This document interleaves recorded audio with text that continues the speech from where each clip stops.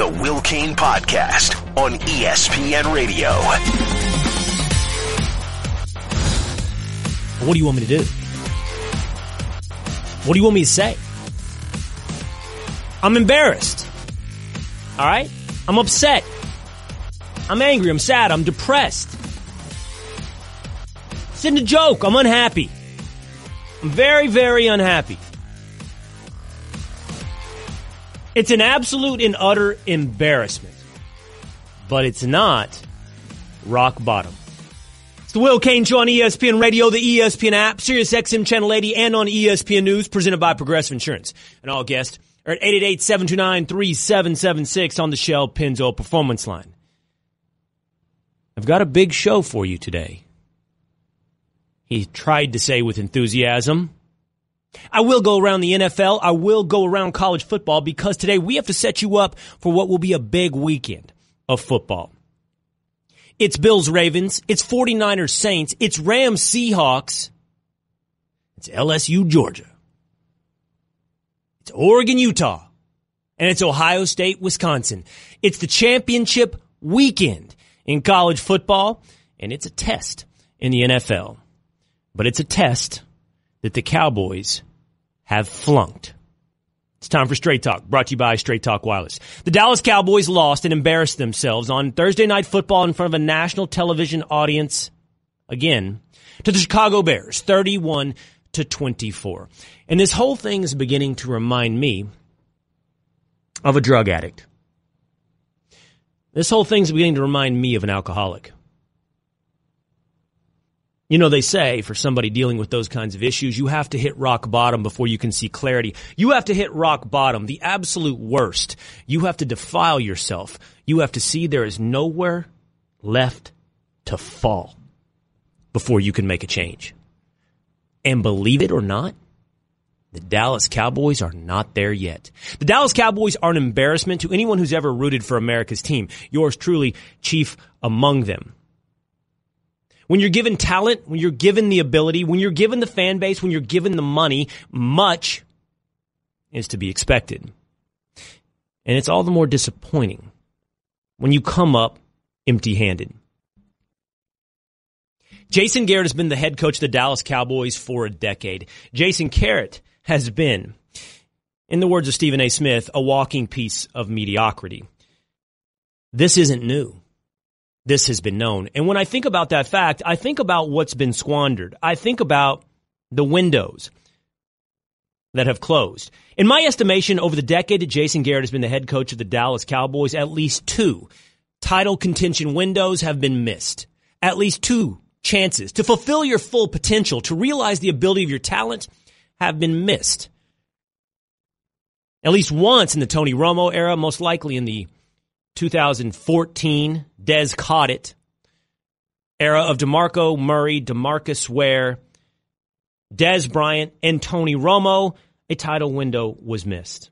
And once again, we're watching a window close on the Dallas Cowboys because Jerry Jones is addicted to Jason Garrett as head coach of the Dallas Cowboys. The entire organization is one that is absolutely rife with a lack of accountability. It's absolutely reflective of a human being who hasn't taken the hard look in the mirror yet, needed to make a change.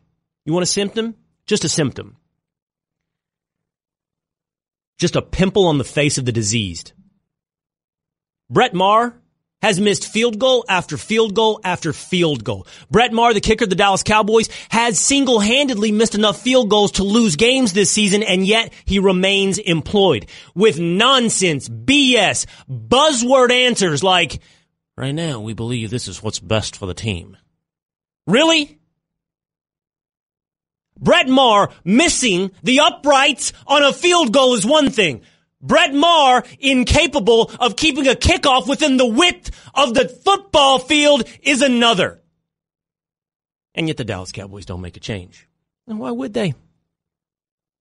They've settled for Jason Garrett at 9-7, 8-8, 7-9, 11-5, 5-11, year after year after year. Time has been wasted.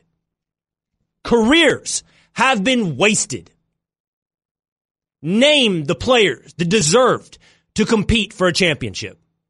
Tony Romo, DeMarcus Ware, Dez Bryant, Sean Lee, DeMarco Murray, Ezekiel Elliott, and yes, Dak Prescott. Dak Prescott was not good last night, but Dak Prescott is not the problem. I still have faith in Dak Prescott. Those of you that think that I'm an addict, that I can't quit Dak Prescott, that I haven't hit rock bottom yet, you're right. I still have faith. I still have belief that not only is Dak Prescott a franchise quarterback, a quarterback that can lead a team to title contention, but that Dak Prescott is just on the outside now of an elite quarterback in the NFL. But how can I expect Dak Prescott? How can I expect Amari Cooper? How even can I expect Ezekiel Elliott to live up to their potential when the top is the place where the problem resides? And yet there's no change. And yet nothing has been done.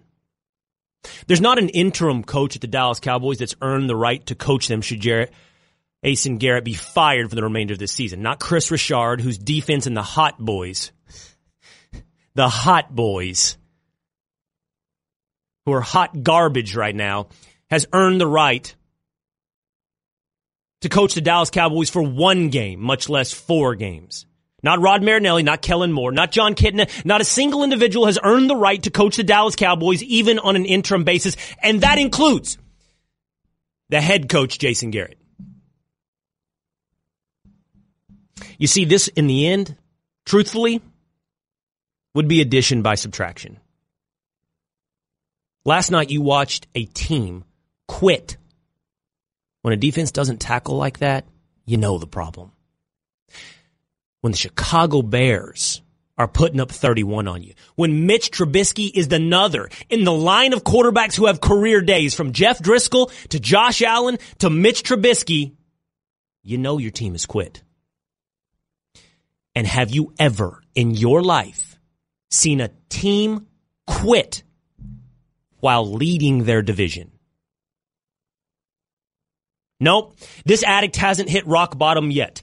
This addict is not in the gutter just yet. There's more pain and there's more wreckage to come. That's a fact, Cowboy fans. Before a change will be made, we must suffer some more. And then, and only then, do we hope there's a change for the better. But like an addict, embarrassment is not enough. Rock bottom has to be hit. We're almost to the clarity of nowhere else to fall. But sadly, not there yet. The only way out is to fall down more to hopefully be able to get up. And that's Straight Talk, brought to you by Straight Talk Wireless. Everything for less, only at Walmart. I'll try not to be so depressed today. I will. But I got more to get off my chest. Is this not a Jason Garrett problem? Is it a Jerry Jones problem? That debate is coming up. Plus, look, I think it's pretty clear if we ordered the draft class from just a few years ago, right now it'd go Lamar Jackson, Josh Allen, Sam Darnold, Baker Mayfield. But a year ago, it would have gone Baker Mayfield, Lamar Jackson, Sam Darnold, and then Josh Allen. My, how a year reshuffles the deck. What will another year do? Where will that quarterback debate settle when it's all said and done? That's coming up on the Will Cain Show on ESPN Radio and the ESPN app. It's been a great night for Mitchell Trubisky. He has been lights out, but we know what the storyline is going to be. What the blank is going on with this talented team in Dallas. This team has not responded at all to anything. When I watched this game tonight, the lack of detail by the players on the field was just mind-boggling. The players outside of that first drive have been in the fetal position ever since then. There's no fight. Give Chicago credit. They did a good job tonight in all 3 phases of their team. If I'm looking for accountability, have I gotten it all wrong? If I'm looking for the top, if I'm looking for leadership, should I stop focusing on Jason Garrett? Is the problem in Dallas the owner? Is it Jerry Jones? It's the Will Cain Show on ESPN Radio, presented by Progressive Insurance. Last night, after the game, Jerry Jones had this to say about yet another loss. In about every way you want to list it, they beat us tonight. We did all of the things that you can do that cause you to lose football games in the game. Until we can win a football game, I don't care what kind of contention we're in, we've got to start playing and winning a football game so that we can be able to play better than we play tonight. Everybody that's in here that's healthy, and everybody that's healthy that's coaching will be coaching, and everybody that's in here that will be playing, and we just got to play better. Do you think that can contribute to the problem that you guys are having, the public criticism and the uncertainty that there is around the coaching staff now? The same way that my praise of them is contributing. You may have noticed I've been praising them too. So much for words. Everybody that's healthy will be coaching? What's Jerry Jones going to do? Put a hit out on Jason Garrett? Is he going to break some kneecaps? I doubt it. And by the way, he miserably mentions that they're still in contention. This embarrassing football team at 6-7 still has, brace yourself, folks, a 70% chance to make the playoffs. That's because their division is a joke. Jerry Jones went on 105.3 The Fan in Dallas, Texas this morning, and he spoke to the guys there. And he got a little testy. I wish I could play the sound, but it went something like this here. He said, "Get your act together," when asked if he was embarrassed. He said he didn't like their attitude. He'd been up all night and he wasn't there to jack around. And then, at the end, he used the word BS twice, though not the abbreviated form, and got dumped. I just wish Jerry would be that upset and that accountable with his head coach and not radio hosts. So is Jerry the problem? Earlier today, on the pre-show meeting for the Will Cain show, that subject came up. Now, if you want to see testy, you're about to see Will Cain testy. Here's why. In a pre-show meeting, if any of you are new to the show or haven't heard this in quite a while, you might need a reminder. There's such a thing as commercial break Nuno, pre-show Nuno of Portugal. Nuno who does not show up when the microphones turn on. But in a pre-show meeting, the supreme leader, Kim Jong-Nuno, certainly has his words for me and comes at me. So today when he said, "Will, Jerry is the problem. Will, you're the problem for not holding Jerry accountable," and I came back at him, everybody involved. Liam, our boss, Bubba, Pat, said, "Do it on air." And I said, he won't. He won't do it on air. Nuno, pre-show Nuno, commercial break Nuno, supreme leader Nuno, Kim Jong-Nuno, won't do it on air. He won't do it with the blue lights on. He won't do it in front of a microphone. And so I instructed everyone to get in studio, to get in the control room for this segment. And I told Liam to go get a cattle prod. If you're not from Texas or the South and you don't know what a cattle prod is, it is a stick with an electric barb on the end. When the cow won't move, you jab it with the cattle prod. It's a buzzer. It gives them a shock. And boy, they'll hop when that's put to their butt. So Liam is in the control room, along with Pat and Bubba, and everyone is instructed to use the cattle prod if Nuno does not make his argument like pre-show Nuno. Take it away, commercial break Nuno. I am not Jason Garrett. I am not going to let you call me out talking about I do this during the pre-show and then, all of a sudden I'm scared of you. I'm not scared of you. Your boy Jerry Jones. He says from another state. Yes, from another state. And I'm not here to jack around. I have my feet firmly planted on the ground.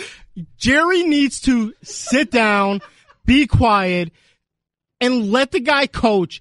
Talking about all he's done is undermine him. And why would anyone think or want to coach for that guy? He has 3 press conferences a week. His kid has a press conference a week.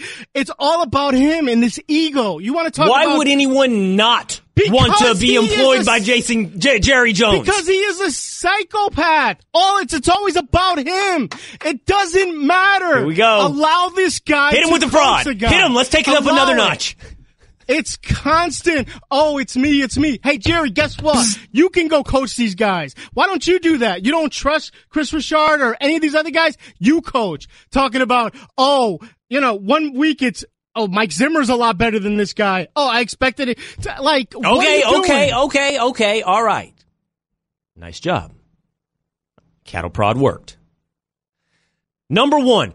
You ask me, why would anyone want to work for Jerry Jones? Why would anyone want to coach for Jerry Jones? And my response to you is, why would anyone not want to? You're virtually guaranteed a decade long of employment as long as you simply do not blow. Just be mediocre, and you get to remain employed. It's the safest job in all of football. It makes the Cincinnati Bengals and Marvin Lewis look like a flash in the pan. This is the one job with no accountability. So why would you not want to work for Jerry Jones? I think it's perfect for almost any coach that likes to cash a paycheck.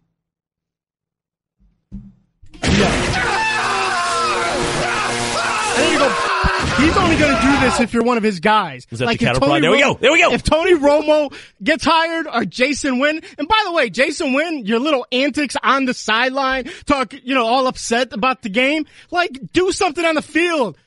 He's been a disaster. He's getting prodded right now. Hey, I saw that. A little bit of irritation there.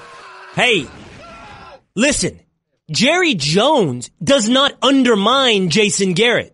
Jerry Jones does not betray Jason Garrett. Jerry Jones undermines the fan. He has betrayed the fan by keeping Jason Garrett employed. And, good thing you brought up the fan. Last segment talking about these guys deserve the Super Bowl run. No one deserves it. You go out there and you try to win. Oh, okay. You're talking about deserve it. Oh, Tony Romo deserved his Super Bowl run. Oh, guess what? Did I use the word deserve? Yes, you did use the word deserve. Pull the tape. You used that. In between also calling Jason Garrett, which is probably offensive somewhere. Someone is going to tweet us and be offended by that. Somebody's already offended by the fact that we used gefilte fish as something that was gross to eat because Kevin Winter hated it, and the fact that I compared the Cowboys to alcoholism because be more sensitive to addiction, Will. There's somebody to be offended by everything, including gingers, and calling him Jason Garrett. I don't care anymore about your offensive or your offending nature. I don't care about that, your sensitivities. Jason Garrett is the problem. Jerry Jones is not. He's drafted well, he's spent well, he's signed well, he's traded well. And he has done anything but undermine Jason Garrett. How'd Jalen Smith look? We'll get to that later. He's only betrayed the fan. Damien Woody, next in the Will Cain Show.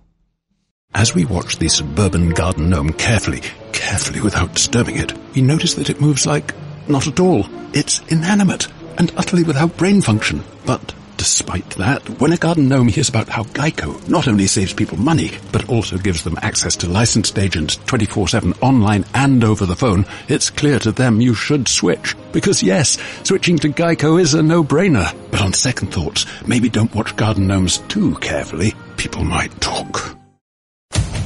Jason Garrett has been a lame duck coach from day one. Those players look at it and say, he ain't making the decisions. We did all of the things that you can do that cause you to lose the game. So I'm not trying to be funny here, but the point is that we've got to win a football game. I don't care what the standings are, what the numbers are. The players know that Jason Garrett's time has run out. And so they hear Jason Garrett talking, and the players are probably thinking, you're not going to be here next year. I want to congratulate the Supreme Leader. I want to congratulate Kim Jong-un. He brought it. The cattle prod worked. He made his argument that Jerry Jones is the problem and not Jason Garrett. It's the Will Cain Show on ESPN Radio, and you can join the conversation at 888-729-3776 on the Shell Pennzoil Performance Line. But on that line right now, with new Shell V-Power, Nitro Plus Premium Gasoline, now with 4 levels of defense against gunk, wear, corrosion, friction, is ESPN NFL analyst Damien Woody. What's up, Woody? I'm exhausted by you Cowboys, man. You know what? I'm going to blame you. I'm going to blame you for blame me, huh? the mood that I'm in right now because you and your Cowboys, and I got caught up in it, and now I'm just suffering. I'm just paying the price for it. I knew I should have never jumped on this Cowboys bandwagon before the season started. All you did is make a bad pick. I've been living with this for 25 years, Woody, and you turn around and blame it on me.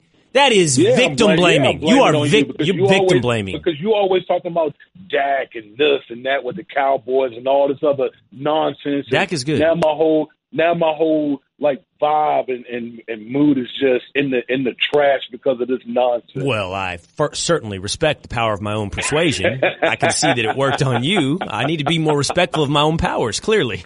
Dak's not the problem. Dak's good. We can agree on that, right? He's good. He could be playing. He could be playing a little bit better, but he's not the problem. Exactly. All right. So what is the problem, Damian Woody? Is it Jerry Jones or is it Jason Garrett? No, it's Jerry Jones. Listen, everyone knows what the writing's on the wall with Jason Garrett. I think that's run its course.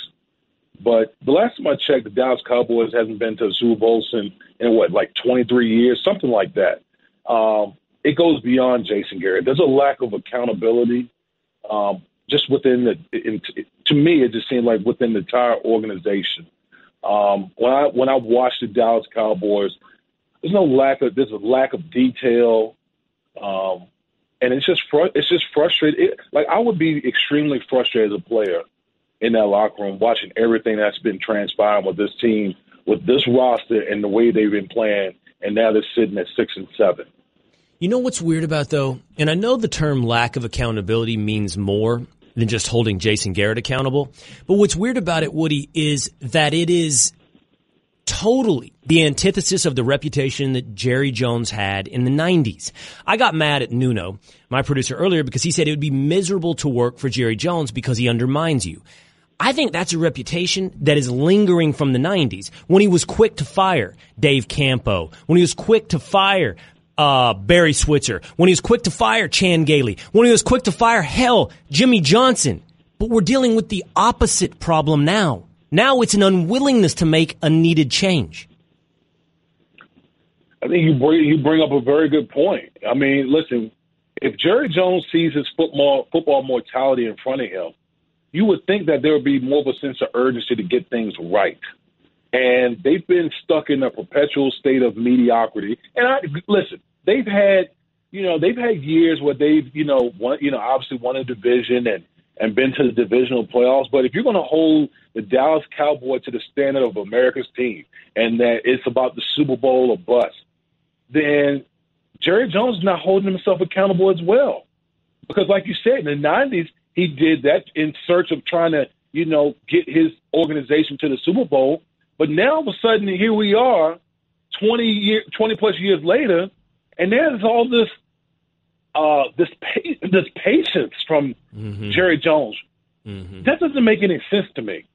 Well, I just want you to know, however you feel today, I want you to multiply that times 100. And I know you feel it because I know you feel things with the Jets, but I just want you to know I'm feeling it, okay? I feel it. So I have no sympathy for you today. I don't know if you talk a good game, but I don't know if you really feel it deep down. What the hell are you talking about, Woody? What are you talking about?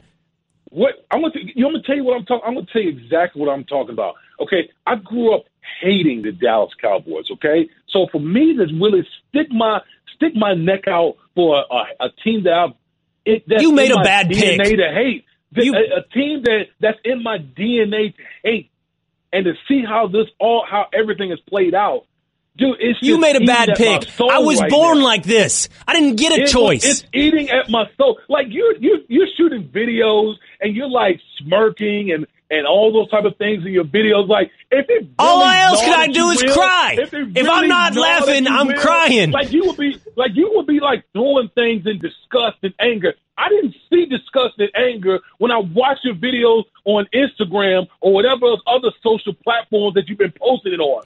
Listen, that's what I'm talking about. You're like the kid who just discovered that the new band is cool. I've been rooting for this band for 20 years, and what I'm telling you about this band is I've been on the Fire Jason Garrett bandwagon for going on 3 or 4 years. I can only muster so much outrage day in and day out. This would have been done years ago if it were me. I'd have done it when it needed to be done. And now I wonder, look at everybody else in my party. Look at all of a sudden this party's getting crowded. Oh, and here's Woody over here. And he's got to be the center of attention on this whole party. Well, we've been over here listening to this band forever. About time you showing some passion. This is like the first time I've heard passion about you and your disgust for the Dallas Cowboys. And literally, I had to draw it up out of you. I already been yelling. You've been smirking and smiling about the Dallas Cowboys. I'm going to fight you. I'm fighting you. I don't care what you bench press. That's it. Like that one time when I was on First Take and I yelled at you about Baker Mayfield. I'm getting there. We're about to do this, Woody. I'm just going to go low. I'm going low. I love it. I'm in your skin right now. I'm going low and I'm scrambling at your ankles. That's my only recourse. I'm going to try to 360 from the back to get low and pull on the ankles. I'm probably not even going to topple you at all. That's all right. At least you tried. Right. At least you tried. All right. I was going to ask you about Sam Darnold and Lamar Jackson. What for? Nobody wants to hear about that. Well, you know what? I'm going to do it real quick, okay? All right, here we go. All right. Damian Woody, you have the first overall pick in the Will Cain Show quarterback draft. Your selections in front of you are Sam Darnold, Josh Allen, Lamar Jackson, and Baker Mayfield. You take them in what order? I'm taking Lamar. Mm-hmm. I'm taking Sam Darnold. I'm taking Josh Allen, and I'm taking Baker Mayfield. Wow. You think that's how it's going to settle right there? I think when it's all said and done, it'll settle like that. All right. Yeah, you're right. You went ahead and ticked me off. Now I need a commercial break. All right, Damian, good to talk to you, bud. All right, same here, man. There goes Damian Woody. The Will Cain Show on ESPN Radio is presented by Progressive Insurance. Small business protection just got easier. With more than 30 coverage options available, Progressive has you covered. More at progressivecommercial.com. Which college football team can afford a loss this weekend? Who can get an L and still make the playoffs? I think it boils down to one interesting debate. Two teams. Who has the better resume? Next on The Will Cain Show. Problems. It's human nature to hate problems. But why is that? After all, problems inspire us to mend things, bend things, make things better. That's why so many people work with IBM on everything. From city traffic to ocean plastic, new schools to new energy, flight delays to food safety. Smart loves problems. IBM. Let's put smart to work. Visit IBM.com/smart to learn more.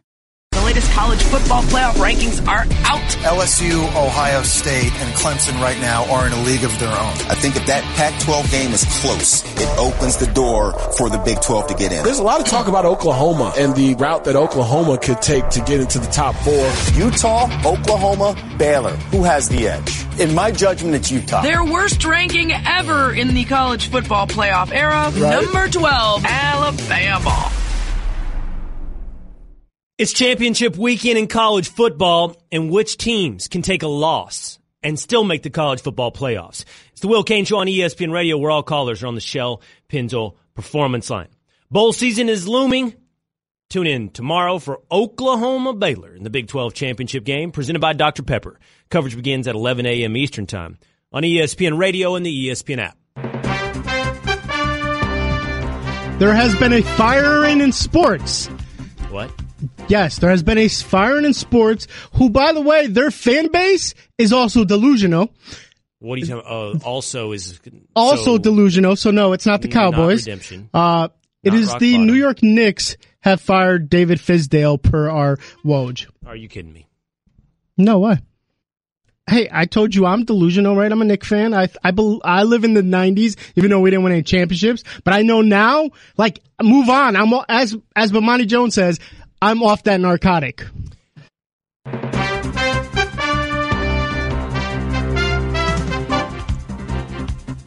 Let me just get this straight.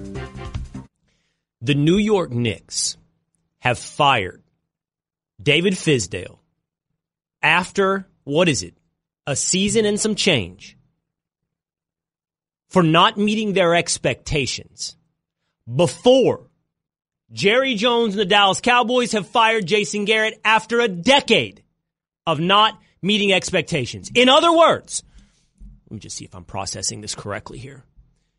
The New York Knicks have a higher standard of expectation and accountability than the Dallas Cowboys. And a better owner. Do I have that correct? That is correct. Thank you. Hit the breaking news sounder.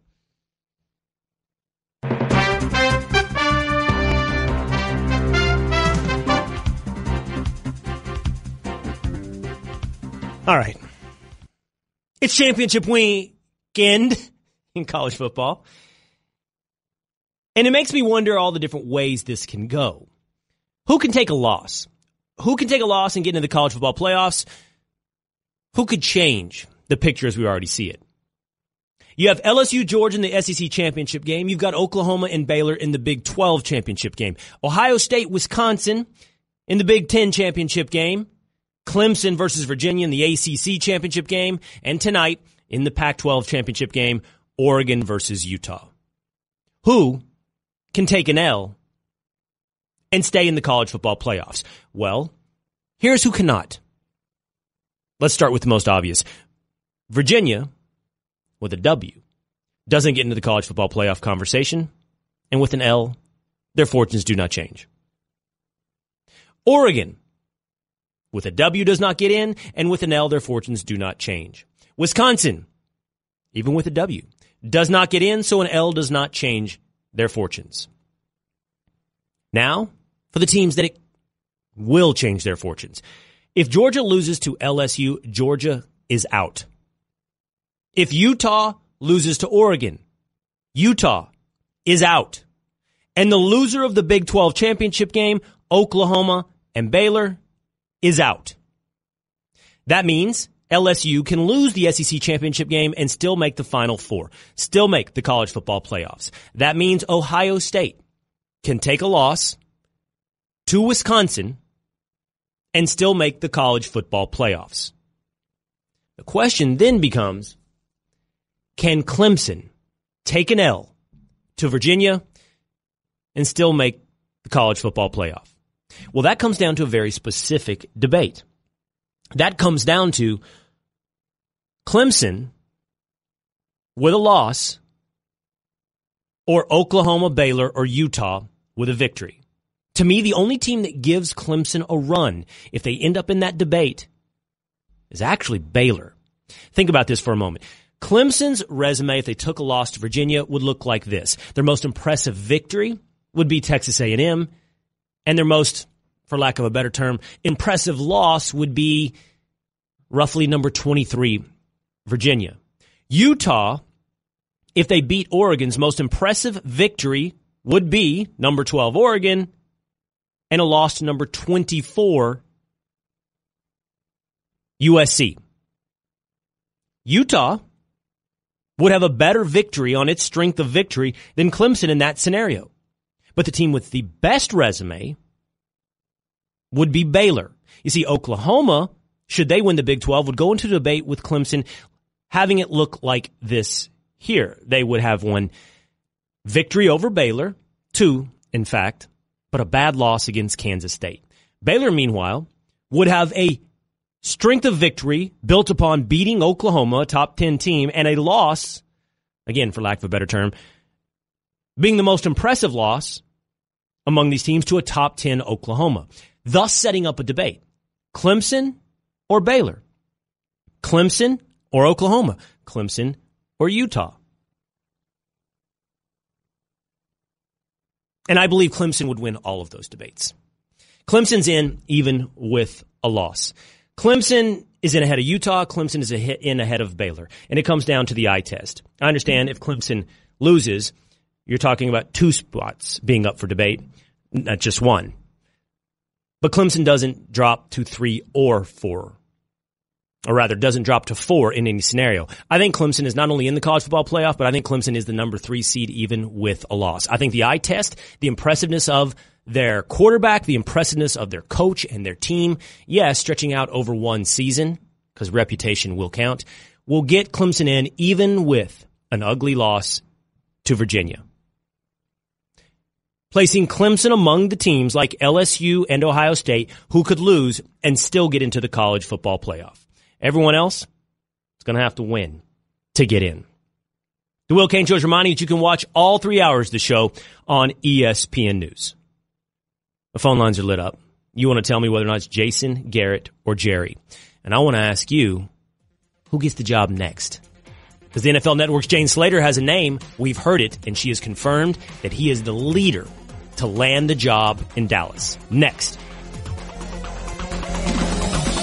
Thank you for listening to the Will Cain Podcast. You can listen to the Will Cain Show live weekdays at 3 Eastern on ESPN Radio and on the ESPN app.